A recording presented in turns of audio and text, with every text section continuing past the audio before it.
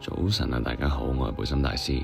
全錢罐啊，第二罐我就搞掂啦。咁我哋睇下第三罐嘅價錢先，218蚊啊。咁我哋會有6000鑽石啦，大約係3倍嘅。每一點體力同活力咧都可以存到2點鑽石嘅呢一度。咁我哋都要買咗佢啦，因為始終佢都可以俾啲鑽石我哋。秘境探險啦，打大佬先睇一個獎勵咯。個獎勵真係非常之豐富，有冇得唔攞咯？唔去爭。最怕就有啲小號同你爭呢啲獎勵，不過我哋盡量試下啦。如果有小號同你爭，我都唔玩噶啦。呢啲就係無謂同佢喺度嘥鑽石啦。呢啲就打夠傷害咧，就會送俾你噶啦。睇下個獎勵先，哇！戰陣主核30粒喎，第一名40塊競技增傷嘅卓越碎片喎，有10張戰陣券，普普通通啦。但係頭兩樣嘢真係好吃香喎，點算啊？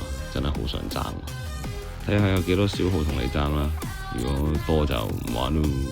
不過都仲有成8至9日俾你爭呢樣嘢嘅，咁大家努力加油。陣容方面自己嘗試下啦，我都唔係好認真打嘅，平時因為太多小號喺度啦，所以我都成日放棄。記得 comment、like、subscribe 同 share 我 channel 啦，下次見，拜拜。